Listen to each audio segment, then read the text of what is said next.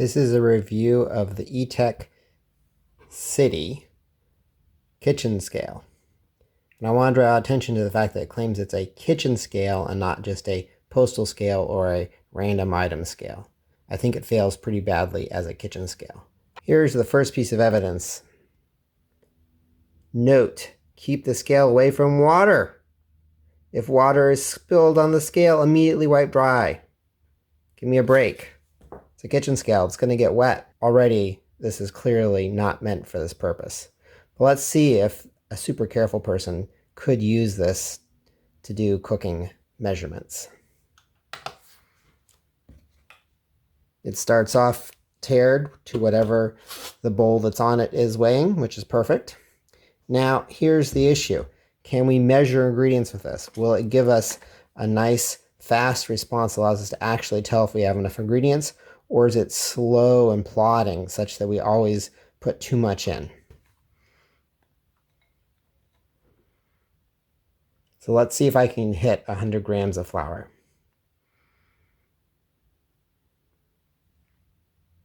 Not too bad, but let's say I'm picky and I want to have exactly 100. Also, we'll remove some.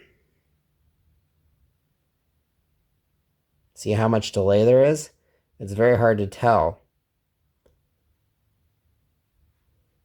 And you can see also there's some extreme nonlinearity in the scale.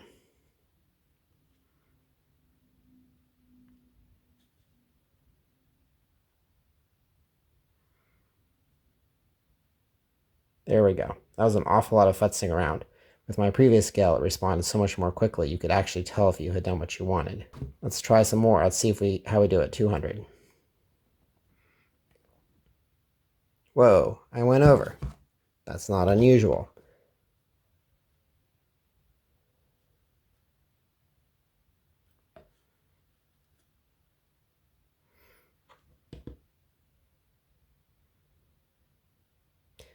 Do I really think that that tiny little amount there is 2 grams?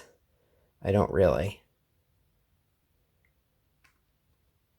So you can see that the so-called 0.1 gram resolution is a lie.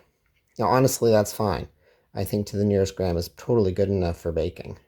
So I think that the extra resolution here is probably misplaced. In fact, I think that extra resolution is part of why the thing's so slow. The sensor inside here is not nearly fast enough to be able to accurately measure to the single gram. And so in order to deal with the signal-to-noise ratio, they have to average over a lot of samples. And that averaging causes this lagging effect that I've been demonstrating here. Look at that delay. That's absurd.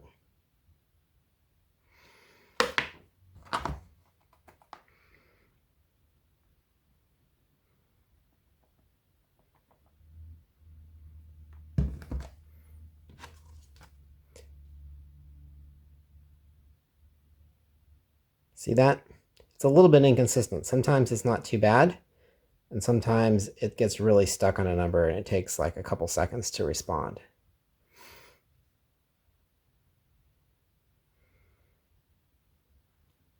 Now I will say that it seems to be accurate. Let's do a good measurement of how accurate it is. A good scale should work even when it's been tiered with a fairly large number. So, right now it's got nothing on it. And that's basically 400 grams. If I tear it and put this fairly light thing on here, 8.8. If I remove it, tear again, remember this was 8.8, 8.7. That's extremely reasonable. So, if you don't care about the responsiveness, if you don't mind the fact that it has so much delay, I think this is actually pretty accurate. In case you haven't figured it out, I don't recommend this at all as a kitchen scale. As a postal scale or a random item scale, I think it's perfectly good. Here's some more identifying information from the back of the box. Perhaps this will help you identify whether or not you're getting the same lackluster kitchen scale that I'm reviewing here or not.